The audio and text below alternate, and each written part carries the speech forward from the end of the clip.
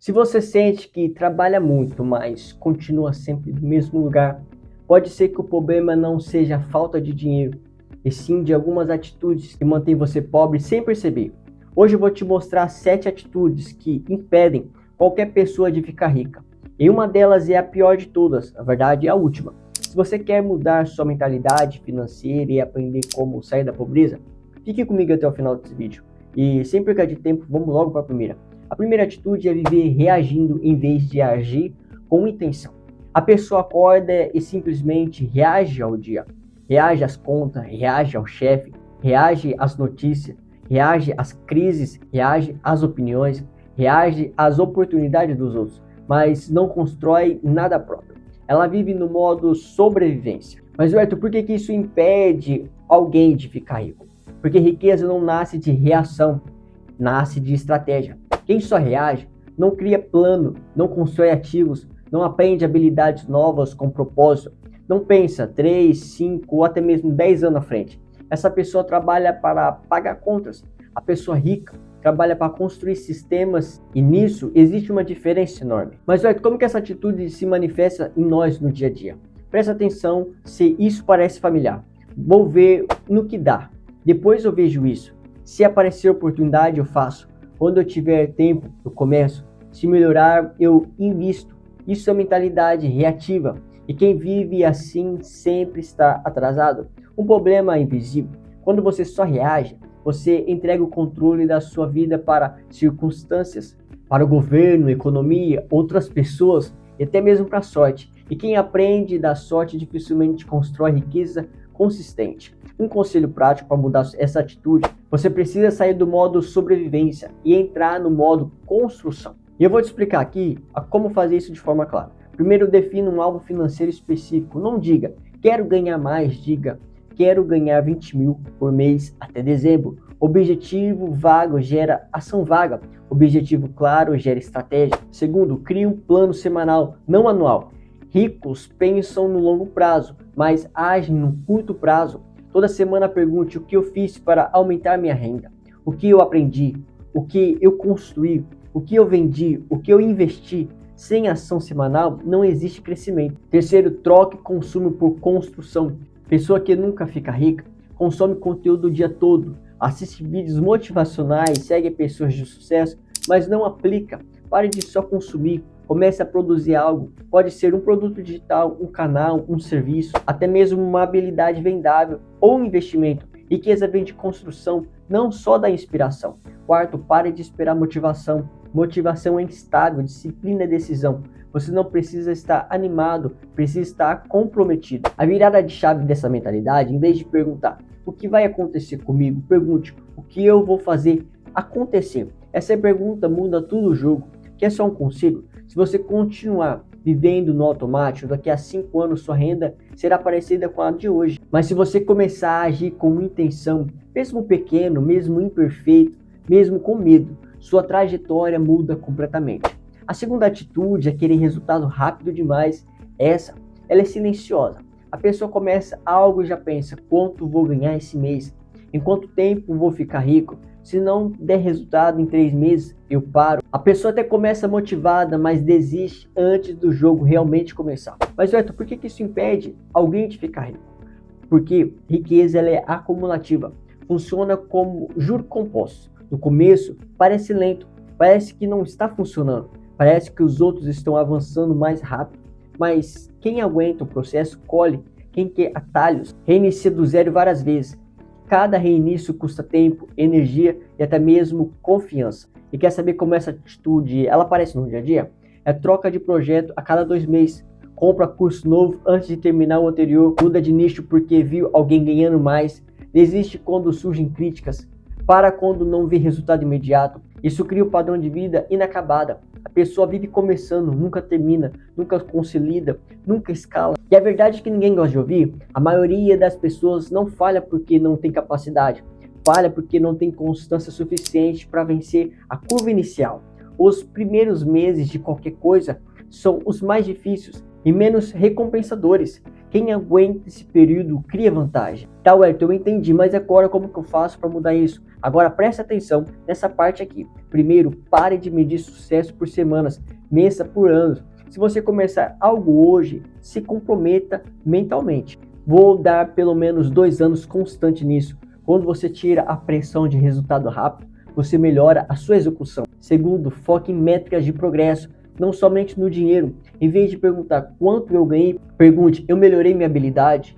Eu aumentei minha audiência? Eu gerei mais valor? Eu aprendi algo novo? Dinheiro é consequência, nunca se esqueça disso. Habilidade é a causa. Terceiro, termine o que você começa.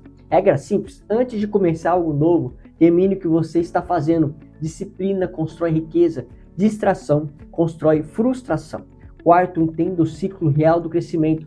Todo projeto passa por entusiasmo, dificuldade, dúvida, ajuste e até mesmo crescimento. Entenda que a maioria para na fase 3, os ricos continuam até a fase 5. A mentalidade correta: troque. Quanto tempo vai demorar? Por quanto tempo eu estou disposto a insistir? Essa pergunta revela seu nível de compromisso. Quer um conselho direto? Se você continuar buscando atalhos, vai continuar dando voltas, mas se escolher consistência, mesmo sem glamour, mesmo sem aplauso, mesmo sem resultado imediato, o jogo começa a virar. A terceira atitude é culpar sempre fatores externos. A pessoa nunca assume a responsabilidade total e ela sempre diz: ah, mas o Brasil não ajuda, o governo não deixa, quem nasce pobre morre pobre, só quem tem contato consegue, o mercado está ruim. Percebe o padrão? Sempre existe um culpado externo. Tá, Wellington, agora me explique por que isso impede alguém de ficar rico. Porque enquanto você culpa algo fora de você, você entrega o controle da sua vida. E se o controle está fora, a solução também está fora. Ou seja, você fica esperando o mundo mudar em vez de mudar a sua estratégia. Riqueza exige responsabilidade extrema. E o perigo psicológico disso: quando você culpa fatores externos, você se sente justificado.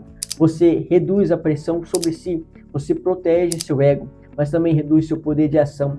Responsabilidade dói, mas empodera. Culpa alivia, mas paralisa. E eu preciso te dizer uma verdade aqui: mesmo que o cenário esteja difícil, sempre existem pessoas crescendo no mesmo cenário.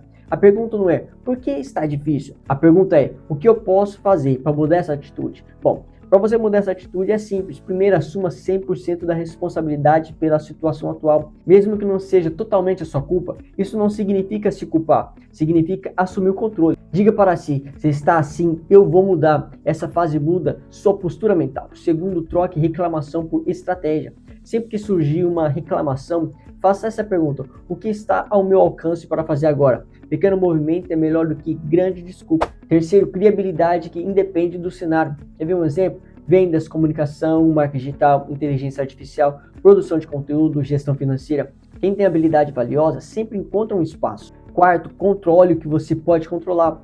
Você não controla a economia, não controla a política, não controla a crise, mas controla o que aprende, o que faz, como reage, com quem você anda e até mesmo quanto você produz. Foco é onde você tem poder. A mentalidade correta aqui: troque o sistema é contra mim, por eu vou aprender a jogar esse jogo melhor. E aqui vai mais um conselho para você: enquanto você achar que sua vida depende do ambiente, ela vai depender mesmo.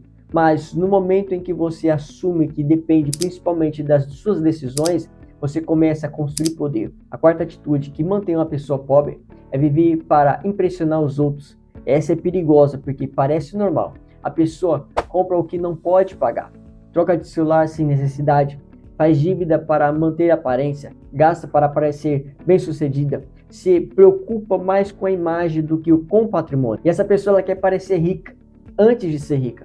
Mas, Wellington, me explica por que isso impede alguém de ficar rico? Porque riqueza se constrói no invisível. Enquanto você está tentando mostrar sucesso, alguém está investindo em silêncio. Quem vive para impressionar consome demais, investe menos, prioriza status e ignora patrimônio. E patrimônio não é aparência, é o que gera liberdade. E o problema psicológico por trás disso: a necessidade de aprovação.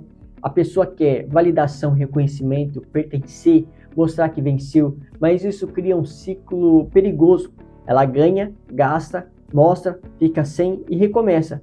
Rico de verdade pensa diferente. Ele ganha, investe, multiplica, consolida e depois desfruta. A verdade dura: muita gente está quebrada, mas bem vestida, endividada, mas com foto bonita, aparentemente próspera, mas financeiramente está frágil. E sabe o que é pior? Ela mesma começa a acreditar na sua própria ilusão. Mas existe uma atitude para poder mudar isso também. Primeiro, pare de comprar coisas para provar algo antes de qualquer compra. Pergunte: estou comprando isso porque preciso ou porque quero impressionar? E se a resposta for para impressionar, entenda que isso é um atraso.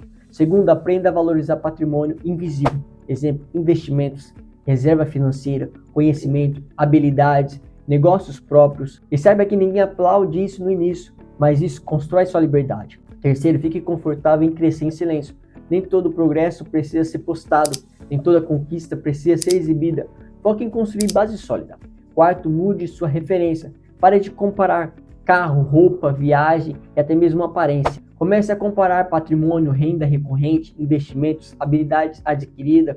Comparação errada gera decisão errada. A mentalidade correta: troque como eu apareço por quanto eu realmente tenho construído. Um conselho para você nesse momento: a maioria quer parecer milionário, poucos querem fazer o que realmente os milionários fazem. No início é sacrifício, simplicidade, reinvestimento, longo prazo.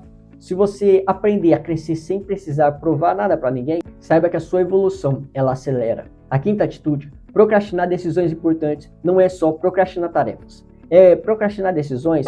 A pessoa diz: depois eu vejo isso, ano que vem eu começo, quando sobrar dinheiro eu invisto, quando eu estiver mais preparado eu tento, agora não é o momento. E o tempo passa. Wellington, eu não entendi. O que isso impede alguém de ficar rico? Porque riqueza é construída em decisões acumuladas. Cada decisão adiada atrasa aprendizado, atrasa experiência, atrasa o erro, atrasa a maturidade, atrasa o resultado. E quem atrasa demais começa a viver no modo arrependimento. E sabe o que está por trás disso? É o medo. Medo de errar, medo de perder dinheiro, medo de ser julgado, medo de não dar certo. Então a pessoa escolhe o conforto temporário da indecisão. Mas indecisão também é decisão. É a decisão de continuar aonde está. E a verdade, enquanto você pensa demais, alguém com menos preparo já começou.